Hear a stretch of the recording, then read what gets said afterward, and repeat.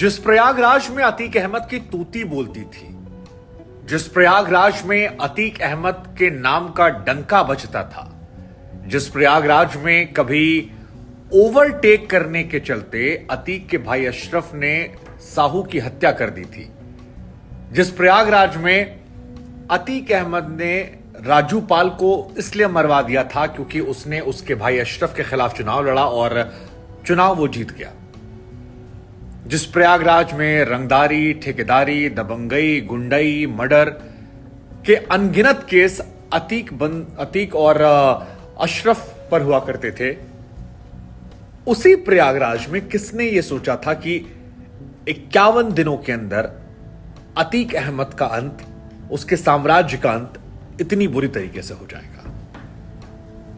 उत्तर प्रदेश के इतिहास में बहुत सारे गैंग वॉर हुए। उत्तर प्रदेश के इतिहास में बहुत सारी घटनाएं हुई हैं जो हिला देने वाली थी, लेकिन जितनी घटनाएं मैंने देखी, पढ़ी, समझी, जानी, वो गैंगवार में आपस तो हुई होंगी, लेकिन दूसरी तरफ से पुलिस के सामने ऐसी घटना नहीं हुई होगी। और ये घटना उत्तर प्रदेश के इतिहास में हमेशा याद रखी जाएगी। 51 दिनों में अतीक अहमद के साम्राज्य का अंत हो गया। 12 घंटे उसकी बेटे को दफनाए हुए थे कि पिता और चाचा को भी मौत के घाट 3 लोगों ने। आपको जानकर हैरानी होगी कि अतीक अहमद को कोर्ट की तरफ से मेडिकल के लिए कहा गया था और दूसरा दिन था जब अतीक अहमद मेडिकल करवाने यहां पहुंचा था। साबरमती से उसे लाने में पुलिस को 10 लाख रुपए खर्च हो गए थे। बड़ा बड़ा काफिला जो था वो देखने को मिला था। यहां तक कि सुबह असद का जब जनाजा निकला था तब भी बड़ी फोर्स मौजूद थी, घेरा बना दिया गया था। 500 मीटर किसी को आने की इजाजत नहीं थी। अतीक अहमद को भी जाने नहीं दिया गया।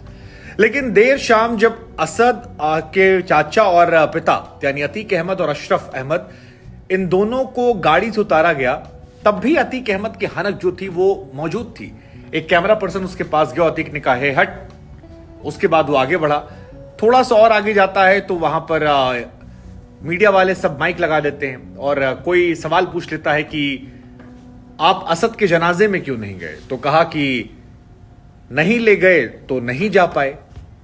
इसके बाद कुछ और सवाल होते हैं और कहता है वो कि मेन पॉइंट ये है कि गुड्डू मुस्लिम, और ये गुड्डू मुस्लिम जो है यही आखिरी लफ्ज था, क्योंकि इसी वक्त नीली जीन्स पहने एक लड़का आता है, सिर पर बंदूक रखता है और जो पगड़ी है उसे थोड़ा ऊपर करके सर में गोली मारता है। मानो कि उसे क्लियर था कि निशाना कहां मारना है, किसे मारना है। और उसके बाद अगली गोली जो है वो अशरफ को मार देता है और दोनों जमीन पर गिर जाते हैं, दोनों की ऑन द स्पॉट। अब सबसे हैरान करने वाली बात यह है कि पुलिस प्रशासन जो ये मान रही थी कि अतीक अहमद की जिंदगी पर खतरा बरकरार है, जो ये मान रही थी कि अतीक की जिंदगी कोई छीनने की कोशिश कर सकता है।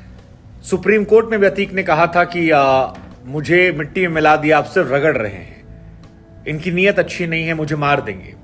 उस अतीक अहमद के साथ 9 पुलिसकर्मी होते हैं और जब यह घटना होती है, 3 लोग आते हैं, तो एक भी पुलिसकर्मी बंदूक नहीं निकालता। ये एक गौर करने वाली बात थी। दूसरी बात गौर करने वाली ये थी कि 2 शूटर्स को गोली मारने के बाद एक पुलिस वाला कमर में हाथ डाल के पकड़ लेता है। पुलिसकर्मियों को डर नहीं था या पुलिसकर्मी इतने बहादुर थे कि कबड्डी खेल रहे थे? यह भी सवाल अपने आप में उठेगा। तीसरी बात जो यह है कि शूटर्स ने गोली मारने के बाद भागने की कोशिश नहीं की, अपना चेहरा छिपाने की कोशिश नहीं की, शराफत से बंदूक फेंकी और हाथ उठाया, मानो पुलिस से कह रहे हो कि अब हमें गिरफ्तार कर लो, हमारा काम हो गया। जरा आप कल्पना करके देखिए कि 10-12 मीडिया वाले, कैमरा पर्सन, पीछे 9 पुलिस वाले, अगर ये शूटर जो है सर पे गोली ना मारते और दूर से निशाना मारते तो वो नरसंहार वाली स्थिति हो सकती थी। और ये ट्रेंड जो है ये बहुत खतरनाक है। मीडिया के कैमरे और माइक लेकर जाना और गोली मार देना, इस देश में कब किसके साथ क्या हो जाए आप कह नहीं सकते। हालांकि सरकार भी इस खबर को लेकर बैकफुट पर नहीं है। सरकार के जो मंत्री हैं वो फ्रंट फुट पर खेल रहे हैं। एक मंत्री हैं जिन्होंने 10-50 पर ट्वीट किया कि सबको उनके कर्मों पुण्य पाप जो है वो यहीं पर होता है। सुबह साध्वी प्राची ने ट्वीट किया था कि असद का तो हो गया, अतीक की बारी। और कई लोग और भी हैं जो फ्रंट फुट पर इसे खेल रहे हैं।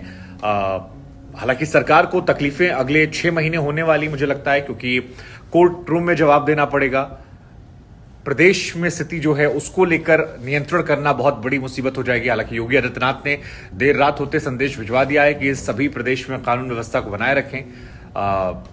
अगर कोई मिस इन्फॉर्मेशन फैलाता है तो फिर उस पर कार्रवाई की जाएगी, कोई माहौल खराब करता है उस पर कार्रवाई की जाएगी। तो संदेश योगी आदित्यनाथ ने दे दिया है। पुलिस प्रशासन को एक्टिव भी कर दिया है। आपने देखा रात को पुलिस जो थी वो कई जगह गश्त कर रही थी और मेक श्योर किया गया कि सुबह कहीं ऐसी कोई अनहोनी घटना ना हो।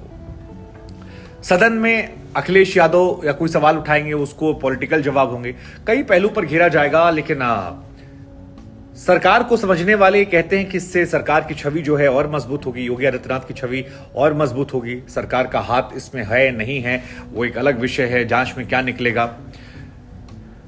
उनको कहा जा रहा है कि पॉलिटिकल तौर पर फायदा हो सकता है। हालांकि बलि का बकरा जो है वो पुलिसकर्मी बन जाएंगे, क्योंकि पुलिसकर्मियों पर तो एक्शन होगा, पुलिस सरकार नहीं करेगी तो कोर्ट करेगी। और यही वजह है कि अतीक के गुनाहों की फाइल जो है वो भी निकल गई। हालांकि अतीक का दबदबा अगर आपको समझना है तो आप 79 या 89 या 90s में मत जाइए, आप इधर 2016 में आ जाइए।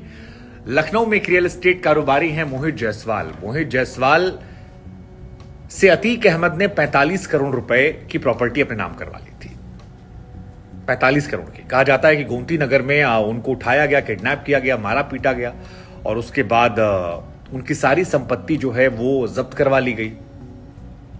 उनकी एसयूवी गाड़ी थी वो भी जब्त करवा ली गई। बाद में मोहित जायसवाल ने थाने में शिकायत करवाई कि पहले बहुत मारा रॉड वॉड से और उसके बाद सारा जो है डॉक्यूमेंट्स वो सारे पेपर पर साइन करवा लिया, जिससे उनकी सारी प्रॉपर्टी चली गई।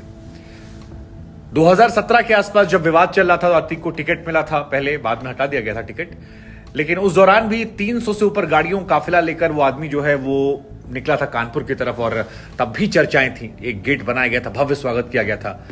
अतीक अहमद के पास काफिले में 150 से ऊपर फॉर्च्यूनर थी, 80 गाड़ियों काफिला लेकर वो निकला था। जलवा एक दौर में देखा है उनके समर्थकों ने, उनके लोगों ने, और आज 51 दिनों के अंदर वो कहानी खत्म हो गई है। अंत शुरुआत गोली से हुई थी 79 में शायद, हाँ, और अंत भी गोलियों पर आकर खत्म। दोनों भाई हथकड़ी है, जमीन पर पड़े हैं, मौत हो जाती है।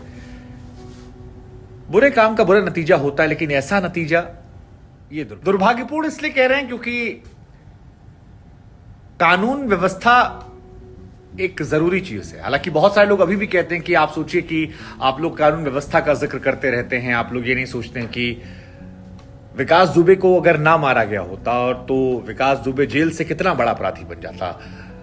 वो जेल में बंद था, कहता 7 पुलिस वालों को मारा है, जिसको फोन करता वो लाखों करोड़ों रुपए देता। अतीक अहमद ने जब राजू पाल को मरवाया क्या हो गया? अतीक अहमद ने जब भाई नेसाहू को मारा तो क्या हो गया? 101 मामले दर्ज हैं, क्या हो गया? तो कई बार आउट ऑफ द बॉक्स अपराध को लेकर होना चाहिए, खौफ बना रहता है, ये भी बातें निकल कर आ रही हैं। कई लोग मान रहे हैं कि इसके बाद अपराधी जो हैं वो डर के मारे रहेंगे, घबराए रहेंगे, हिम्मत नहीं होगी, क्योंकि पुलिस प्रशासन को भरोसा हो जाएगा कि यार अब हम एक्शन ले सकते हैं। हो सकता है ये बात सच भी हो सकता है कि प्रदेश में कानून व्यवस्था इसके बाद और सख्त हो जाए। लेकिन जिस तरह से इस घटना को अंजाम दिया गया, मुझे लगता है कई बार कि एक नए तरह के ट्रेंड की शुरुआत करेगी। इस देश में लोग या तो किसी को पसंद करते हैं या नापसंद करते हैं, या तो किसी के पर जश्न मनाते हैं या मातम मनाते हैं, और दोनों ही स्थिति जो है वो खराब है। हमारी आपसे गुजारिश है कि माहौल को बनाए रखें, आपसी भाईचारे को मत खराब करें, हमें आपको साथ रहना है, यही बस आपसे अपील है। जय हिंद।